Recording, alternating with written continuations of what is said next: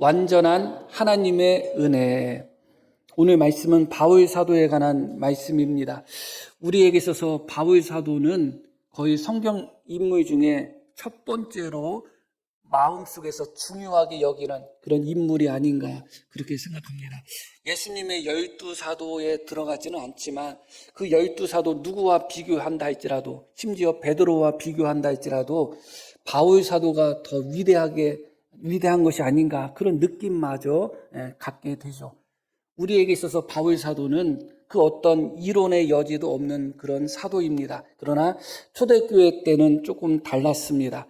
바울 사도는 예수님의 12 제자 중에 한 명도 아니었고, 심지어 예수님을 믿는 사람들을 핍박하고 박해했던 사람이었습니다. 외모로 보아도 볼품이 없었던 사람이었고, 또 그가 유대인들을 중심으로 복음을 전한 것도 아니고 이방인들을 중심으로 복음을 전했는데, 그런 모든 부분들이 초대교회 어떤 성도들에게는 좀 못마땅한 그런 모습이었고, 심지어 바울이 정말 사도인가 하는 의문까지 제기가 되는 그런 상황이었습니다. 우리는 정말 상상할 수가 없죠. 오늘 말씀은 고린도 후서인데, 고린도 교회에 보낸 바울의 서신이죠. 고린도 교회는 바울이 개척한 교회입니다. 그런데 문제는 바울이 떠난 후에 많은 교사들이 고린도 교회에서 그들을 가르쳤는데, 그들 중에는 또 거짓 교사들도 상당히 있었던 것 같아요. 당연히 거짓 교사였기 때문에 바울을 많이 비난했겠죠. 바울이 정말 사도냐 하는 그런 비난들이 있었고, 바울이 정말 하나님을 깊이 영적으로 체험했는가, 영적인 능력이 있는가, 그런 의문들이 제기됐던 것 같아요. 심지어 바울은 설교가 참 시원찮다, 말이 참 시원찮다, 그런 문제도 제기를 하였고, 또 바울을 볼 때 별 변변치 않아 보인다, 시원찮아 보인다, 그런 바울에 대한 비난까지 있었습니다. 우리로서는 정말 상상할 수가 없죠. 그런데 이것이 바울이 직접 개척한 고린도 교회에 만연했다는 것이 문제예요. 다른 곳도 아니고 다른 교회도 아니고 바울이 직접 그렇게 수고롭게 또 눈물 흘리며 개척했던 고린도 교회에 이런 일들이 벌어지고 있었던 겁니다. 얼마나 바울에게 있어서 참 가슴 아픈 경험이었을까 하는 생각을 하게 됩니다. 다른 사람이 나를 욕하는 것과 내 자식이 나를 욕하는 거 다르잖아요. 본인이 직접 개척하고 그렇게 피눈물 흘리며 그렇게 기도하며 목회해서 양육했던 고린도 교회 성도들이 바울 진짜 사도 아닌 것 같아. 아유, 실제로 보면 아주 시원찮아. 설교도 못하고 별로 능력도 없는 것 같아. 막 그렇게 바울을 폄훼했으니까 바울 마음속에는 어떤 정말 아픔이 있었을까 하는 생각을 하게 됩니다. 그런 과정 속에서 바울이 흔히 이야기하는 바보 연설이라는 것을 합니다. 그것은 이 앞장에도 기록되어 있는 내용인데, 어떤 내용이냐면, 왜 바보 연설이냐면, 바보들은 오히려 부끄러워해야 될 것을 자랑하고 자랑해야 될 것을 하지 않는 그런 모습을 보이는 경향이 있거든요. 근데 바울이 그런 모습을 보이고 있는 거예요. 자기 자신을 자랑하는데 자기가 얼마나 똑똑한지, 얼마나 능력이 있는지, 얼마나 권능을 받았는지 그런 것에 대해서 자랑하지 않고, 자기가 얼마나 약한지, 자기가 얼마나 부족한지, 자기가 복음을 전하면서 얼마나 많은 고난을 받았는지, 얼마나 많은 매를 맞았는지 그런 것을 자랑하고 있어요, 바울이. 그래서 흔히 바보 연설이다 그렇게 이야기합니다. 누가 보면 바보 같잖아요. 너 자랑할 게 뭐 있어? 나 그지요? 돈 한 푼 없는 그지요? 이거 자랑이라고 얘기하면 저 사람 정상은 아니다 그렇게 생각할 거 아니에요? 근데 바울이 그런 모습을 보였어요. 그런 모습을 보이던 바울이 이 읽으신 말씀 12장에 와서는 자신의 영적인 체험을 자랑합니다. 그런데 그것이 바울에게 있어서는 너무 불편했어요.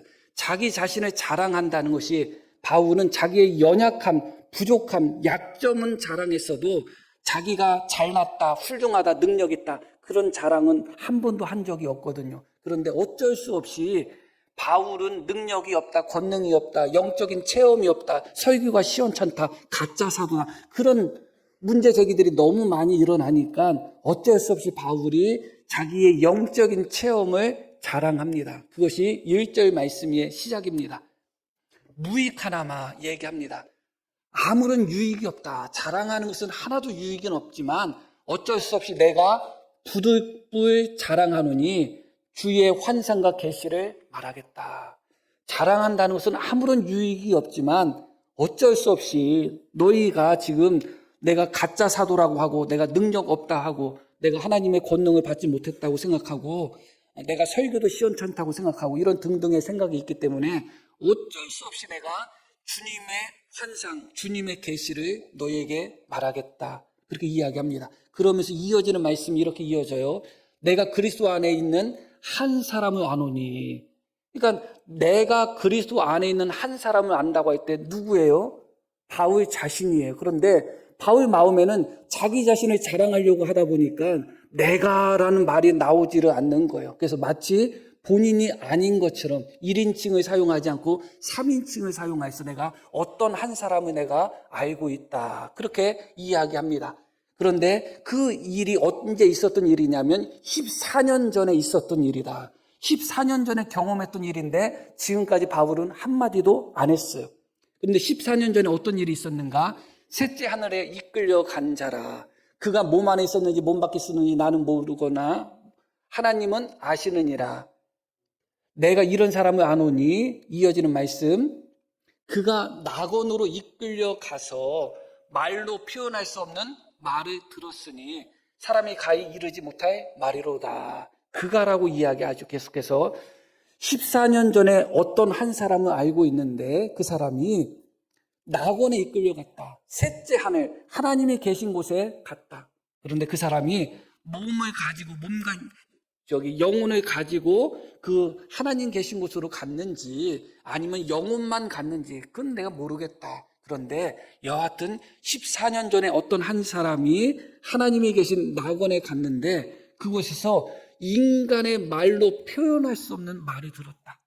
그리고 인간의 말로 표현해서도 안 되는 정말 아주 비밀스러운 계시, 그런 말을 들은 사람을 내가 알고 있다. 그렇게 이야기합니다. 우리가 바울이었다면 어떻게 했을까요? 하나님이 계신 낙원에 가서 아무도 체험하지 못하고 아무도 경험하지 못한 사람의 말로 표현할 수 없을 정도의 신비로운 계시를 받은 거예요. 여기 계신 성도님들이 만약에 그런 체험을 했다면 당장 간증이 넘쳐나겠죠. 그런데 바울은 14년 전에 그런 경험을 한 것입니다. 그런데 지금까지 아무 말도 안 한 거예요. 저 같아도 한 10번 정도는 했을 것 같아요. 내가 정말 하나님 앞에 가고 아무도 듣지 못했던 인간의 말로 표현할 수 없을 정도의 말을 내가 들었다. 하나님이 하셨다고는 안 하지만 여하튼 천국에 가서 내가 그런 체험을 했다. 정말로. 그러면 나 천국 갔다 왔다고 아마 10번, 100번 그런 자랑, 그런 간증을 했겠죠. 근데 바울은 아무도 몰랐던 거예요. 14년 전에 그가 천국에 갔다 왔다는 것을 아무도 몰랐어요. 왜냐하면 말을 안 했거든요. 그런데 바울 마음속에는 그렇게 사실을 이야기하는데도 너무 마음이 불편해가지고 내가라고 하지 않고 어떤 한 사람을 내가 알고 있다 하면서 마치 자기가 아닌 것처럼 이야기합니다. 그러면서 이어지는 말씀 5절에 이렇게 이야기하죠. 내가 이런 사람을 위하여 자랑하겠으나 나를 위하여는 약한 것들 외에는 자랑하지 않겠다. 나의 약점, 나의 연약함, 그런 것밖에 나는 자랑할 것이 없다. 그러면서 이어진 말씀에 놀라운 말씀이 이어져요. 내가 많이 자랑하고자 하여도 어리석은 자가 되지 아니할 것은 내가 참말을 함이라. 그러나 누가 나를 보는 바와 내게 듣는 바에 지나치게 생각할까 두려워하여 그만두노라. 지나치게 생각한다. 누가 나를 보는 바와 내게 듣는 바에서 오히려 지나치게 나를 더 특별한 사람으로, 더 훌륭한 사람으로, 더 위대한 사람으로 그렇게 생각할까 두려워서 내가 더 이상 사실이지만 나는 자랑하는 것을 멈추겠다. 너무 놀라운 말씀이죠. 왜 너무 놀라운 말씀인가? 지금 바울은 바울의 있는 그대로보다 한참 낮게 평가되고 있고 비난당하고 있는 거예요. 바울과 같은 사도가 어디 있어요? 그런데 고린도 교회, 자신이 개척했던 교회 성도들이 바울이 진짜 사도인지 가짜 사도인지 모르겠어? 그런 소리를 하잖아요. 바울 서신이 13권이에요. 신약 27권 중에 13권 혹은 14권까지도 말하는 분이 있어요. 13권이든 14권이든 신약 성경의 절반을 바울이 기록했단 말이죠. 그럼에도 불구하고 바울은 설교가 시원찮아. 능력이 별로 없는 것 같아. 아유, 가까이서 보면 아유, 별 볼품 없어. 그렇게 바울이 평가했단 말이죠. 아주 완전히 바울을 그냥 사도 정도와도 비교할 수 없을 정도로 낮게 평가했어요. 그런데 바울에게 있어서 더 두려운 것은 고린도 교회 성도들이 혹은 다른 사람들이 자기를 낮게 평가하는 것이 두려운 것이 아니라 오히려 자기를 더 높게 평가할까 봐 두려운 거예요. 우리하고는 정반대죠.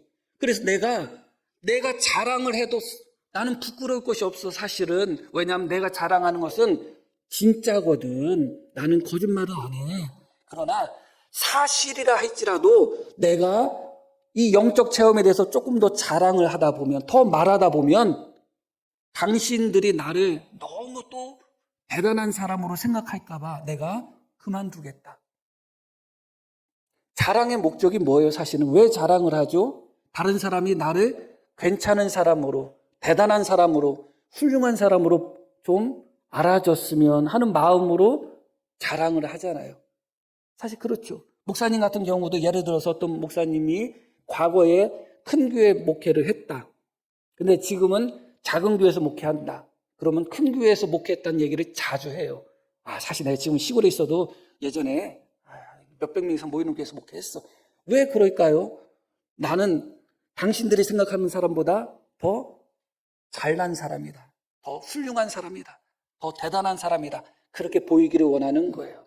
오늘 교회 오실 때 여자분들 화장하고 오셨죠? 안 하고 오신 분은 다음부터 해오셔요. 왜 할까요? 더 이뻐 보이기 위해서. 내가 생긴 것보다 더 이뻐 보이기 위해서. 저도 평소에는 안 바르고 다니는데 주일 오전 예배는 유튜브에 영상 올리니까 비비크림을 발라요. 근데 이제 눈썹도 그려야 될 텐데. 그런데 지난주에 녹화된 거 보고 뭐가 잘못됐는지 녹화가 알아보지 못할 정도로 아주 흐리게 녹화됐어. 그래서 제가 오늘 고민했어요. 이거 발라야 되냐, 안 발라야 되느냐. 아주 고민을 했어요. 발라도 별로 영상에서 효과 없다. 그런 생각을 했는데, 왜 우리가 외모를 꾸밀까요? 더 잘생겨 보이고 싶어서, 더 이뻐 보이고 싶어서, 더. 다른 사람이 나를 더 괜찮은, 실제로 나보다 더 괜찮은 사람으로 알았으면 하는 마음으로. 그게 자랑이거든요. 그러다 보니까 내가 자랑할 것이 없으면 주변의 것을 다 끌어들여서 자랑을 하잖아요. 자기 것이 아닌 것 가지고 자랑을 하잖아요.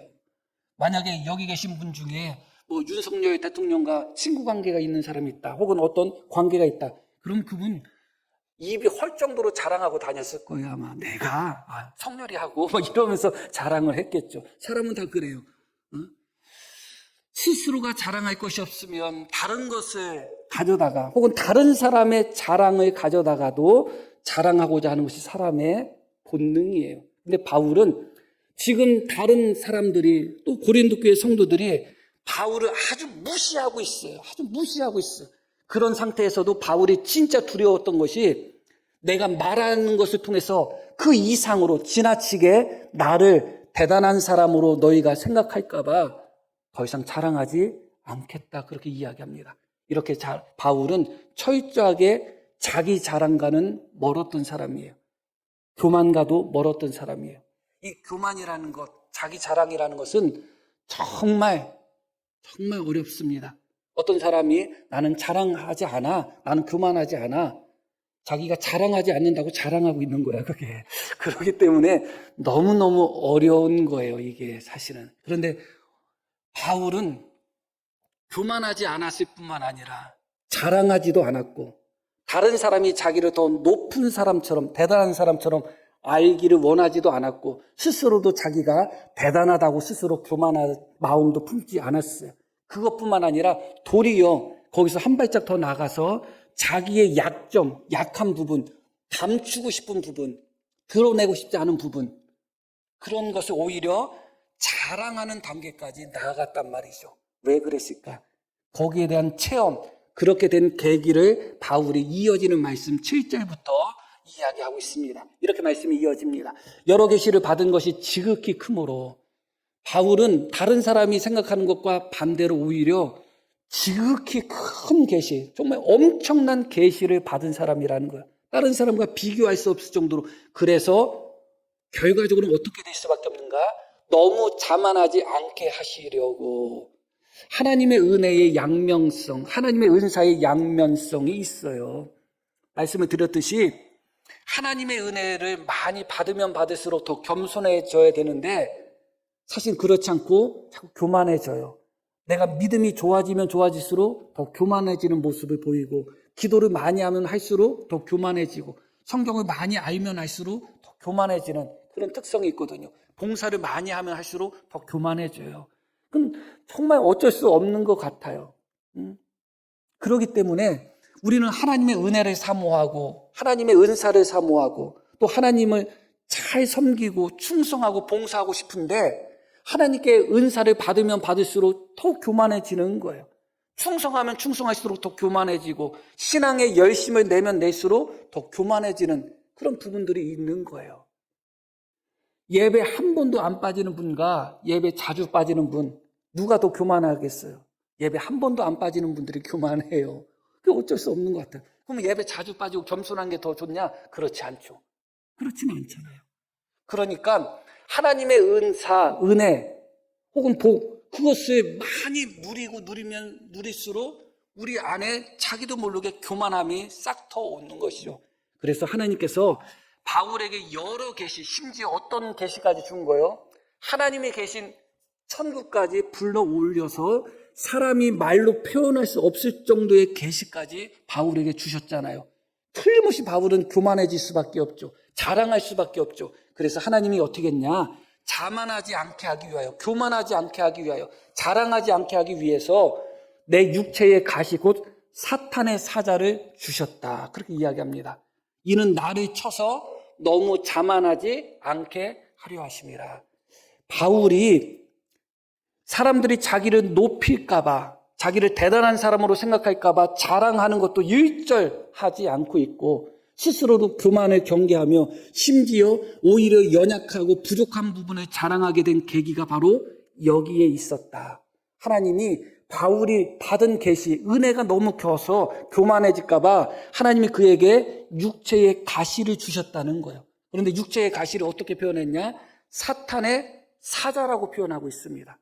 손에 조그마한 가시가 하나 박혀도 너무 불편하고 또 아프고 그러죠. 그런데 만약에 내 몸 어디에 큼직막한 말뚝 같은 것들이 하나 박혔다고 생각해봐요. 너무 고통스럽죠. 뺐으면 좋겠는데 빠지지가 않아, 평생.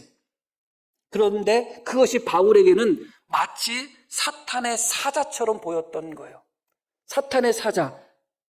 사탄은 하나님을 대적하고 믿는 성도들을 대적하는 자잖아요.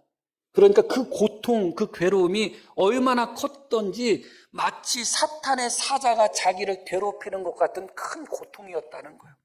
우리가 생각하는 것보다 훨씬 더 고통스러웠던 것 같아요. 그것이 무엇이냐는 정확하게 이 본문에서 나오지 않고 다른 곳에서도 우리가 살짝 유추할 뿐이지, 바울의 육신에 있었던 가시가 무엇이냐 우리는 정확하게 말할 수는 없어요. 그러나 그것이 평생 가시가 돼서 나를 괴롭힐 정도의 고통스러운 것이고, 그것이 사탄의 사자라고 일컬을 정도로 바울을 괴롭히고 힘들고 고통스럽게 한 그 무엇이라는 것만은 분명하죠. 그리고 육체의 가시라고 했기 때문에 아마 십중팔구 바울의 육신의 어떤 질병과 관련된, 그런데 그 질병이 너무 고통스러운 질병이고 너무 괴로운 질병에서 마치 사탄의 사자가 나를 괴롭히고 있구나 할 정도로 고통스러운 질병이었다. 그 정도까지 우리가 생각할 수가 있을 것 같습니다. 그래서 바울이 어떻게 했느냐? 하나님께 간절히 기도했다는 거예요. 이것이 내게서 떠나가게 하기 위하여, 이것이 내게 떠나가게 하기 위하여. 우리 같아도 그러지 않겠어요? 내가 3번 죽게 간구하였더니 그때 바울에게 주님의 음성이 들린 겁니다. 낙원에서는 말로 표현할 수 없는 소리를 들었는데 바로 이 순간에는 얼마든지 우리말로 표현할 수 있고 우리말로 들을 수 있는 주님의 말씀을 들었어요. 그 내용이 무엇이냐? 나에게 이르시기를 내 은혜가 네게 족하도다. 이는 내 능력이 약한 데서 온전하여 짐이라 하신지라. 우리가 너무너무 잘 알고 있는 말씀이죠. 다시 앞부분. 내 은혜가 너에게 족하다. 그렇게 말씀합니다. 다시 말씀드리면 바울은 이 육체의 가시, 사탄의 사자가 자기에서 떠나가도록 하나님께 간절히 기도했는데 하나님의 응답, 예수님의 응답은 내가 너에게 준 은혜가 충분하다. 그렇게 말씀하셨다는 거예요. 그리고 오히려 그것이 내가 생각하고 있는 육체의 가시, 내가 생각하고 있는 사탄의 사자가 도리어 하나님께서 너에게 은혜로 주신 선물이다. 그렇게 말씀하셨다는 거죠. 8절 말씀 한번 보겠습니다. 다시 8절. 이게 8절인가? 7절 볼게요. 7절. 여러 계시를 받은 것이 지극히 크므로 너무 자만하지 않게 하시려고 내 육체의 가시 곧 사탄의 사자를 뭐라고 나와요? 주셨다. 하나님이 주셨다는 거예요. 이게 이해가 되나요? 하나님이 사탄의 사자를 우리에게 주셨다? 하나님이 육체의 가시를 우리에게 주셨다? 그런데 알고 봤더니 그게 하나님이 바울에게 주신 은혜의 선물이었다. 바울은 그것이 떠나갔으면, 나에게서 옮겨갔으면, 사라졌으면 해서 하나님 앞에 간절히 3번 기도했는데 하나님의 말씀은 아니야 바울아, 내가 뇌가 교만하지 않도록, 내가 자랑하지 않도록 너에게 능력을 더 주기 위하여 내가 너에게 은혜의 선물로 준 것이다. 그렇게 우리 예수님께서 말씀하셨다는 것입니다. 너무너무 놀라운 말씀인 거죠. 어떻게 사탄의 사자가 하나님의 선물이 될 수 있겠어요? 그러나 하나님은 그렇게 하시는 분이에요. 사탄은 교만함으로 말미암아 사탄이 된 존재죠. 원래 사탄으로 만들어지거나 사탄으로 원래 태어난 존재가 아니에요. 하늘의 천사로 태어난 존재입니다. 그러나 교만으로 말미암아 사탄이 된 것입니다. 타락한 것이죠. 그런데 바로 교만으로 말미암아 타락한 사탄을 사용하셔서 하나님은 도리어 바울을 가장 겸손한 사람으로 만들고 있다는 것입니다. 우리가 이것을 받아들일 수 있는 믿음이 있는가? 내 안에 있는 육체의 가시가 도리어 하나님의 은혜의 선물임을 인정하고 받아들일 수 있는 믿음이 우리에게 있는가? 그것이 사실 우리에게 첫 번째 숙제죠. 많은 경우에 하나님이 고난을 은혜의 선물로 고난을 주실 때가 참 많아요. 그런데 우리는 그런 은혜의 선물로 주신 고난과 연약함을 이해하지 못하고 받아들이지 못하고 자꾸 그것을 벗어 던지려고 하는 그런 모습을 보일 때가 있단 말이죠. 그것 때문에 내 믿음이 지켜지고 그것 때문에 내가 겸손해지고 그것 때문에 내가 하나님을 의지하고 있는 것도 모르고 오히려 그것 때문에 내가 고난당하고 그것 때문에 내가 신앙생활을 더 못한다고 생각할 때가 참 많아요. 실제로 어떤 문제 때문에 우리가 신앙생활을 참 하기 어렵다고 생각되는 문제들이 있죠. 그런데 실상은 그 문제 때문에 오히려 우리가 하나님을 더 의지하고 있는 가능성도 있다는 것을 잊어서는 안 돼요. 나는 그 문제 때문에 내가 하나님을 믿는 게 너무 어려워. 그 문제만 해결되면 하나님을 더 잘 믿을 것 같아. 우리가 그렇게 생각하고 하나님께 기도할 때가 많은데 사실은 그 문제 때문에, 그 연약함 때문에, 그 부족함 때문에 오히려 하나님을 더 가까이 하는 경우가 훨씬 더 많이 있는 것이죠. 오늘 이 말씀 속에서 제가 드리고 싶은 가장 중요한 말씀은 무엇이냐? 중요한 것은 바울이 그 예수님의 말씀을 듣자마자 어떤 반응을 보였느냐예요. 9절 말씀 보겠어요. 그러므로 도리어 어떻게 했다고 나와요?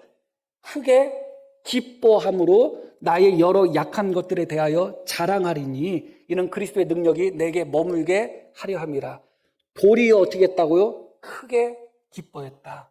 그 주님의 음성 바로 아멘 했다는 거죠. 평생 나를 괴롭히는 어떤 문제, 시험, 고통이 있어요. 근데 하나님께 기도했더니 하나님이 내 은혜가 내게 좋게. 오히려 그것이 내가 너에게 준 은혜야. 그렇게 하나님이 말씀하셨다면 우리 성도님들은 어떻게 하시겠어요? 아멘 할 수 있을까요? 여기서 우리가 정말 고통스러운 것은 무엇이냐? 약할 때 도리어 우리가 더 강한 은혜를 입는다. 그게 지식으로 아는 게 중요하지가 않아요. 다 알아요. 또 노래도 있잖아요. 유명한 노래도 있잖아요. 약할 때 강한. 그 다음 가사는 더 이상 모르겠어요. 아주 약하죠. 찬양에 있어서. 다 알고 있는 진리입니다. 그런데 이 진리의 말씀에, 이 주님의 말씀에 아멘 할 수 있느냐예요. 아멘 할 수 있느냐. 나에게 고통스러운 질병이 있는데 기도하고 또 치료받으려고 했는데도 안 돼. 근데 하나님이 내가 너한테 준 은혜야. 그냥 평생 가지고 살아. 했을 때 아멘 할 수 있겠냔 말이에요. 나한테 너무너무 큰 문제가 있어. 너무 큰 괴로움이 있어요. 정말 잠도 안 올 정도로 괴롭고 고통스러운 것이 있어요. 하나님께 기도하고 또 기도했는데 하나님이 그게 내가 너에게 준 은혜야 할 때 아멘 할 수 있겠냔 말이에요. 말로 나는 약할 때 강함 주시네. 오히려 우리가 약한 게 은혜야. 말은 그렇게 하면서 실제로 주님의 음성을 우리가 듣는 순간에 아멘 할 수 있겠느냔 말이에요. 바울의 놀라움이 거기 있는 거예요. 바로 그 즉시 바울은 어떻게 했냐? 아멘 한 거예요. 그래서 어떤 반응이 보여요? 도리어 어떻게 했다? 도리어 기뻐했다. 그냥 아멘으로 끝난 것도 아니고 도리어 기뻐했다. 기뻐할 뿐만 아니라 자기가 떠났으면 했던 육체의 가시, 자기의 약한 약점들, 고통스러운 그런 부족한 부분들, 그런 것을 도리어 바울은 어떻게 하는 모습까지 나아갔다? 기뻐할 뿐만 아니라 오히려 자랑을 하는 자가 되었다. 내가 그것으로 말미암아, 그 연약함으로 말미암아 오히려 하나님의 능력이 나에게 더 강하게 나타난다는 그 생각 속에서 바울은 기뻐한 겁니다. 바울이 어떤 고통을 즐기고 또 예수 믿는 사람들은 고통을 즐기고 기뻐하라는 의미가 아니에요. 그 고통 때문에 내가 하나님께 더 가까이 갈 수 있다면 기뻐하라는 거예요. 바울은 그걸 깨달은 거예요. 아하, 고통 자체는 고통이고 약함 자체는 약함이에요. 우리가 고통을 추구해서도 안 되고 약함을 추구해서도 안 돼요. 연약함을 왜 추구해요? 추구해서는 안 돼요. 그런데 그 연약함이 도리어 내가 하나님께 더 가까이 갈 수 있는 계기가 된다면 기뻐해야 된다는 것이죠. 그게 오늘 우리에게 주는 가장 큰 시험이고 도전이고 숙제인 거예요. 나는 정말 내가 바울처럼 그런 하나님의 응답을 들었다면 아멘 하면서 기쁨으로 주님의 그 말씀을 받아들일 수 있겠는가? 주님 정말 이것은 꼭 해결해 주셔야 됩니다. 나 이거 해결 안 해주시면 정말 예수 믿는 것이 어렵습니다. 아니야. 그게 내가 너에게 준 은혜야. 그렇게 주님이 말씀하신다면 그래도 예수님을 믿을까요? 많은 사람들이 그 부분에서 넘어지는 겁니다. 내가 그러려고 예수 믿은 거 아니잖아요. 내가 예수님 믿고 더 아프고, 내가 예수님 믿고 더 사업이 어려워지고, 내가 예수님을 믿고 하던 것도 잘 안 되고, 내가 예수님을 믿고 이런저런 문제가 생기고, 그러려고 예수님 믿은 게 아니잖아요. 우리는 그러려고 예수 믿은 게 아니잖아요. 그런데 도리어 예수님을 믿고 예수님으로 말미암아 은혜를 받았더니 그 은혜로 말미암아 도리어 육체의 가시, 사탄의 사자가 바울에게 찾아온 것입니다. 그리고 그것이 주님이 내가 너에게 준 은혜라는 것입니다. 그때 아멘 할 수 있겠느냐 말이죠. 그 부분이 우리의 숙제고 정말 우리가 정말 가슴 아파야 되는 부분인 거예요, 사실은. 바울은 그 즉시 기뻐했습니다. 그리고 오히려 자기의 약함을 자랑한다고 이야기합니다. 왜 그러냐? 9절 다시 뒷부분 봅니다. 그러므로 도리어 크게 기뻐함으로 나의 여러 약한 것들에 대하여 자랑하리니 이는 그리스도의 능력이 내게 머물게 하려 합니다. 내가 왜 나의 약한 것을 자랑하느냐? 나의 약한 부분을 통하여 하나님의 능력이 내게 머물기 때문에 그렇다.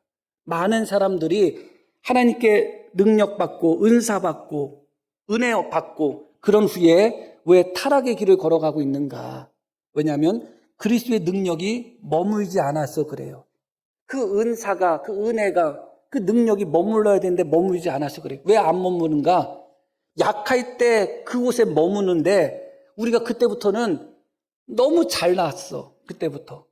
복 받고 나서는 너무 잘나고, 은사 받고 나서는 너무 잘나고, 은혜 받고 나서는 너무 잘났기 때문에 그때부터 너무 강해져 버려요. 그러다 보니까 주님의 은혜와 주님의 능력이 머물지 않고 떠나버리는 거예요. 마치 사울처럼. 하나님의 성령이 사울과 함께 하셨잖아요. 하나님께서 사울을 왕으로 삼으셨잖아요. 그러나 어느 순간에 하나님은 사울을 떠나셨잖아요. 머물러 있지 않잖아요. 하나님의 은혜가, 하나님의 능력이 우리 속에 머물고 우리가 약할 때 더 강함이 되기 위해서는 도리어 우리가 우리의 연약함을 받아들이는 법을 배워야 된다. 그 연약함 속에 주님의 능력이 머물러 있다는 것입니다. 그래서 바울은 이제 어떤 사람이 되었는가? 10절 말씀. 그러므로 내가 그리스도를 위하여 약한 것들과 능욕과 궁핍과 박해와 곤고를 기뻐하노니 이는 내가 약한 그때에 강함이다 하면서 오히려 약한 것, 능욕당하는 것, 궁핍, 가난한 것, 박해받는 것, 고난당하는 것, 그런 모든 것들을 바울은 이제는 어떻게 했다? 기뻐했다. 왜냐하면 바로 그 순간에 오히려 주님의 강함이 본인에게 임하기 때문에 그런 거죠. 이게 바울의 자랑이고 다른 말로 하면 간증이에요. 다시 말씀드리면 이런 거예요. 바울이 간증을 하는데 이런 간증을 하는 거예요. 내가 예수님을 믿고 은혜 많이 받았습니다. 그리고 그 은혜 때문에 내가 예수님 믿어서 이제 옛날보다 더 고난당하고 옛날보다 더 가난해지고 옛날보다 더 모욕당하고 이걸 간증을 했다고 생각해 봐요. 이게 간증으로 보이나요? 우리가 익숙한 간증은 뭐예요? 14년 전에 바울이 하나님 나라 갔다 온 것, 그런 간증을 하잖아요. 그러나 바울은 14년 동안 한 번도 입 밖에 내지 않았어요. 그게 바울에게는 간증과 자랑이 아니었거든요. 우리의 간증은 뭐예요? 있던 가시가 뽑히고 있던 사탄의 사자가 사라지는 게 간증이잖아요. 제가 예수님 믿기 전에는 병이 너무너무 심했는데 예수님 믿고 모든 병이 낫습니다. 할렐루야. 우리는 그 간증에 너무너무 익숙해져 버려 있는 거예요. 그러다 보니까 오히려 우리의 자랑은 가시가 뽑히는 게 자랑이고 천국에 가가지고 말할 수 없는 소리를 듣는 게 자랑이야. 그러나 바울은 그게 바울에게 자랑이 아니었다는 것이죠. 만약에 우리 교회에서 어떤 성도님이 간증을 한다고 할 때 제가 며칠 전에 천국 갔다 왔습니다. 그래서 주님을 만났습니다. 그 간증하면 다 은혜 받으실 거예요. 그리고 제가 정말 교회 다니기 전에 너무 어려웠는데 교회 다니고 나서 사업에 성공하고 하느님마다 다 잘 됩니다. 다 은혜 받을 거예요. 그런데 어떤 성도가 반대의 말을 한다고 생각해 봐요. 제가 교회 다니기 전까지는 사업이 잘 됐는데 예수 믿고 사업이 망했습니다. 그게 은혜입니다 하면 어떤 생각을 하겠어요? 우리는 이걸 받아들이지를 못하는 거야. 이걸 받아들이지를 못하는 거야. 그러니까 입으로다는 약할 때 강함 준다고 고백하지만 실제로 그 약함을 받아들이지를 못하는 것이죠. 결론의 말씀을 드리겠습니다. 이 말씀을 묵상하면서 또 제 자신을 돌아보면서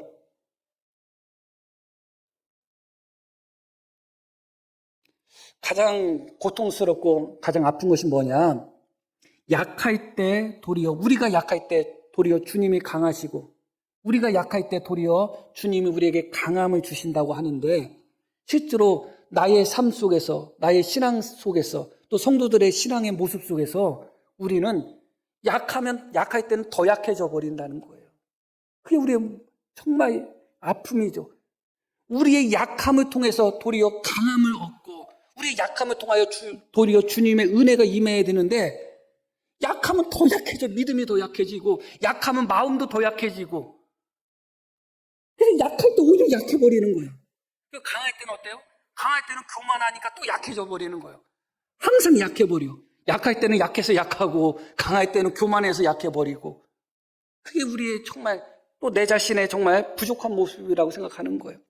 약할 때 도리어 기뻐하며 우리에게 은혜 주시고 우리와 함께 하시는 능력 주시는 주님을 의지하며 또 강하게 나가야 되는데 약할 때 마음도 낙심되고 약할 때 절망도 되고 약할 때 믿음도 사라지고 약할 때 불평도 올라오고 그러다 보니까 약할 때 더 약해져 버리는 거예요. 그러다 보니까 이 말씀이 성경에는 기록되었지만 우리와 전혀 상관없는 말씀처럼 느껴지는 것입니다. 우리는 어떠신가요? 연약함을 경험하실 때 질병이 찾아왔을 때 그 질병 속에서 더 강한 주님의 은혜를 경험하시나요? 아니면 그것 때문에 더 오히려 마음이 약해지시나요? 사업에 어려움이 찾아오고 가정에 어려움이 찾아왔을 때, 고난이 찾아왔을 때, 가난이 찾아왔을 때 그 약함으로 말미암아 도리어 주님의 더 큰 은혜를 경험하시나요? 아니면 그 약한 것 때문에 도리어 낙심하고 그 약한 것 때문에 도리어 절망하고 그 약한 것 때문에 도리어 원망하시나요? 우리의 문제가 바로 약할 때, 그때가 오히려 주님의 은혜가 우리에게 찾아오고 주님의 능력이 우리에게 머물고 오히려 더 강해질 수 있는 은혜의 순간인데, 우리는 바로 그 은혜의 순간이 약해지는 그 순간에 더 약해지는 그런 함정에 빠져 있는 것입니다. 이제 우리 모두 다 정말 약할 때 강함 주시는 하나님의 은혜가 노래로서만, 나와 상관없이 노래로서만 부르고 성경으로서만 읽는 것이 아니라 우리의 삶 속에서 정말 우리가 약할 때 강함 주시는 주님의 은혜를 정말 깊이 체험할 수 있는 우리 모든 성도님 되기를 소망합니다. 자, 우리 들으신 말씀 기억하며 함께